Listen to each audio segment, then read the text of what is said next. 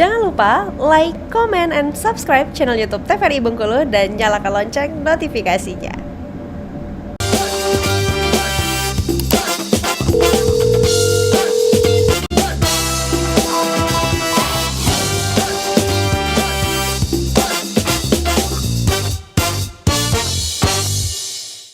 Halo pemirsa TVRI Bengkulu, bagaimana kabar Anda? Semoga sehat dan juga semangat menjalankan aktivitas seperti pada biasanya. Senang sekali pemirsa, saya Helda Amelia kembali menjumpai Anda dan akan menemani Anda dalam 1 jam ke depan di Dokter Kito bersama Kito Sehat.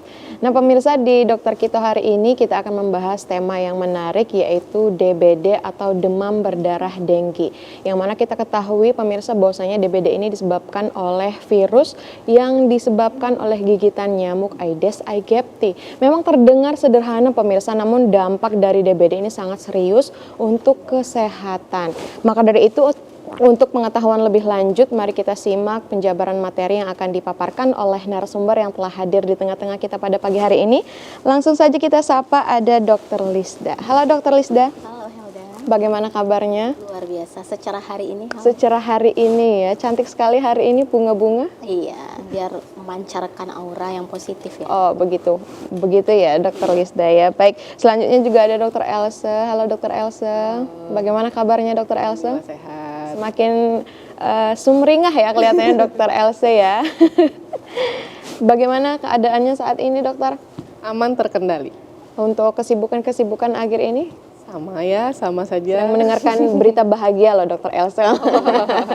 Bahagia untuk Dr. Elsa dan juga untuk kita semua ya tentunya ya. Baik, selanjutnya kita akan mendengarkan pemaparan materi dari Dr. Lisda.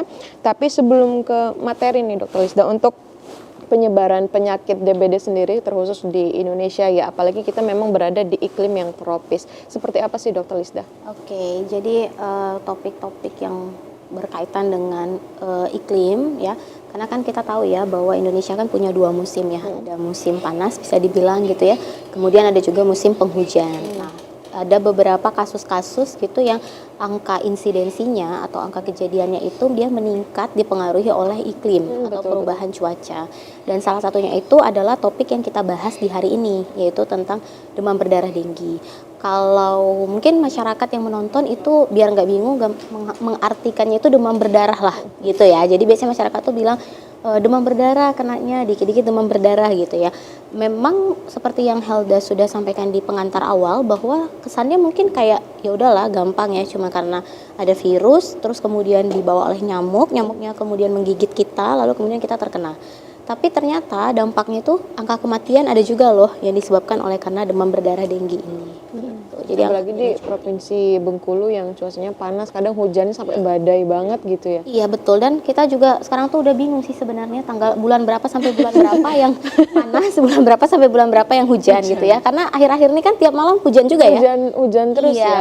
Jadi udah nggak sesuai lagi kayaknya dengan teori waktu kita kecil dulu. Kalau teori dulu kan Oktober sampai Maret ya. Iya betul, yang ada berbernya gitu ya. Ada yang berbernya. Kayaknya sekarang tuh acak aja, kadang yang berpanas terus ya, kadang yang nggak gitu dia hujan terus ya. Okay. Baik, kita semakin penasaran ya dengan pemaparan materi hari ini terkait dengan DBD. Kita langsung saja akan mendengarkan oleh pemaparan Dr. Lisda. Disilahkan Dr. Lisda. Oke, boleh dibantu untuk slide-nya. Jadi topik kita hari ini itu adalah tentang demam berdarah denggi ya. Jadi demam berdarah denggi ini kalau masyarakat ya nggak apa-apa lah ya, nyebutnya cuma batas demam berdarah aja. Karena sebenarnya dengginya ini ya bisa dibilang karena dari virusnya ya, nama virusnya gitu. Kemudian dari pengantar awalnya tuh udah ada gambar nyamuk nih.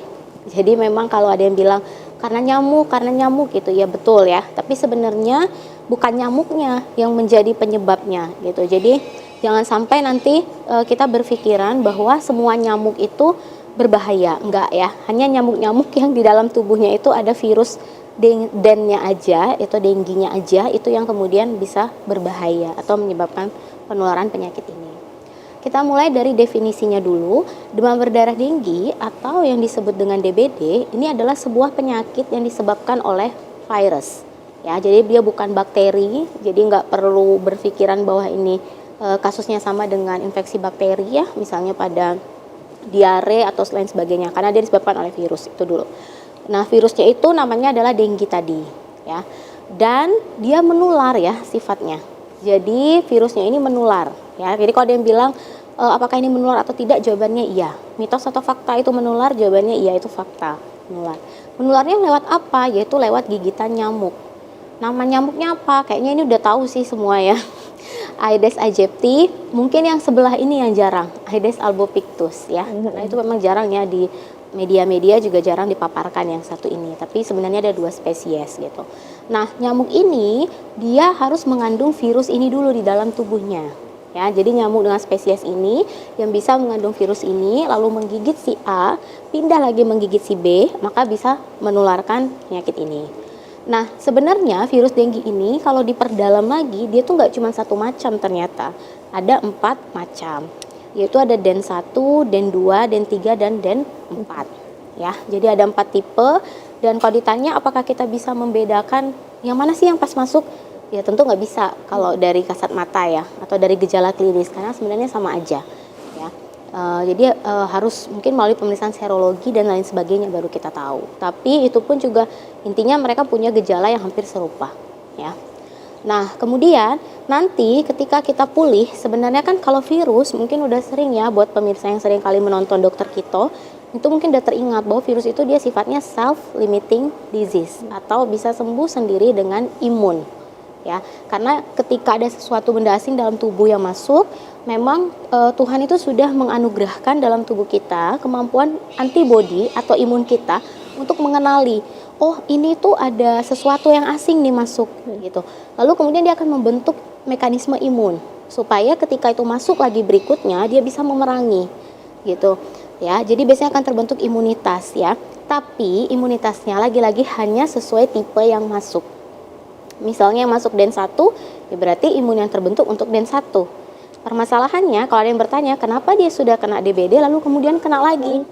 Ya berarti kemungkinan besarnya ya bukan DEN 1 lagi yang masuk. Beda lagi ya? Ya, karena kan kayaknya nggak bisa dipisahkan ya. Kalau dari kita ngelihat lagi nyamuk aja kita kadang nggak kasat mata ya, walaupun sebenarnya bisa sih kasat mata ya nyamuk ya. Tapi kan kadang kita nggak tahu ya, tiba-tiba udah gigit aja gitu. Nah itu yang kita nggak bisa bedain. Jadi apakah bisa berulang lagi kena? Jawabannya bisa gitu, karena walaupun dari gejalanya juga dokter. Iya betul, karena gejalanya sama aja sebenarnya mereka ya. Jadi karena dia punya 4 tipe serotype gitu, jadi imunitasnya itu dia sifatnya spesifik. Jadi mungkin sekali kalau dia kena lagi ya kemungkinan dia serotype yang berbeda yang saat itu sedang masuk gitu. Pas mungkin digigit berikutnya nggak kena, padahal ternyata itu nyamuk Aedes aegypti, ya mungkin itu yang sama. Jadi imunnya sudah terbentuk dan cukup kuat gitu untuk memerangi infeksi virus yang masuk ke dalam tubuh individu tersebut gitu ya. Oke. Nah ini dia sebaran datanya. Jadi kalau kita lihat ya sebenarnya cukup tinggi ya. Nih yang pada merah-merah ini ya, itu artinya sebaran kasusnya itu cukup tinggi atau cukup banyak ya. Jadi memang salah satunya itu kalau kita lihat di Kota Bengkulu ya, di Kota Bengkulu itu dia masuk nih kayaknya nih di sebelah sini ya. Jadi memang angka kejadiannya itu cukup tinggi ya, karena apa? Tadi udah dibilang bahwa dia berkaitan dengan perubahan iklim. Atau cuaca. Jadi jangan heran ketika kita mungkin memasuki fase di mana lagi musim penghujan, kok banyak ya si A misalnya di tetangga kita terdiagnosa demam berdarah, dirawat, kemudian nggak lama lagi di sebelah rumahnya juga gitu terkena gitu. Nah jadi jangan heran karena memang kan kita tahu ya nyamuk itu kan akan banyak ya, telur-telurnya menetas itu pada waktu musim penghujan atau di lokasi-lokasi yang kayak lembab gitu ya, misalnya di selokan yang tergenang air, atau memang sengaja kita ada tempat-tempat yang menampung bekas air hujan lalu nggak kita buang. Nah dia senang banget di situ. Jadi semacam wabah seperti itu ya dok? Iya, bisa mau jadi KLB kadang-kadang kalau terlalu tinggi angka kejadiannya ya. Tapi nanti masalah pencegahannya akan lebih dijelaskan oleh Dokter Else. Nah ini nice to know aja ya, karena kalau mau dilihat langsung kayaknya kita hampir nggak pernah sadar ya. Pokoknya itu tidak sadarnya terlalu memperhatikan ya dokter ya, langsung tepuk biasanya ya dokter. Langsung tepuk, terus langsung buang ya. Betul. Jadi nggak ada yang pernah mau bawa ini ke bawah mikroskop gitu ya, dilihat gitu ya. Dilihat ya. Iya, jadi ini nggak apa-apa, nice to know aja. Jadi bentuknya tuh relatif kecil, makanya kita juga kadang-kadang nggak kelihatan. Terus ada corak loreng-loreng putih katanya, gitu ya. Dan hitam di bagian kaki. Dan kemudian dia akan menggigit. Nah ini yang perlu diketahui, biasanya pada waktu pagi ataupun sore. Jadi mungkin kita waktu dulu pernah mendengar kata orang tua kita zaman dulu, jangan sampai digigit nyamuk di sekolah waktu pagi gitu. Karena memang nyamuk ini secara sebarannya itu dia biasanya relatif banyak ya, keluarnya itu jam 9 sampai jam 10 atau jam 15 sampai 16. Jadi memang harus hati-hati. Mungkin lebih berwaspada ya di jam-jam ini, apalagi ini jam-jam sekolah sih sebenarnya ya, di jam 9 dan jam 10 ya. Kemudian dia senang hinggap di pakaian-pakaian yang digantung di kamar. Jelas ya, pokoknya nyamuk itu ya sukanya tuh yang agak berantakan lah ya. Kotor lah ya dokter ya. Betul banget, kotor ya. Jadi, tapi nanti ini akan lebih jelasnya lagi pada waktu pemaparan tentang pencegahan gitu ya. Nah, ini sepintas tentang gambaran atau ciri-ciri nyamuknya ya. Boleh kalau yang menonton mau difoto untuk mencari siapa tahu Biar mengetahui ya dokter ya. Nanti kalau disamain. gigit nyamuk dilihat dulu. Iya, disamain gitu ya. Dokter, biasanya setelah dari gigitan itu dia langsung menimbulkan gejala atau seperti apa sih dokter? Tapi akan kita bahas setelah jeda pariwara berikut ini pemirsa, jangan kemana-mana, tetap saksikan dokter kita.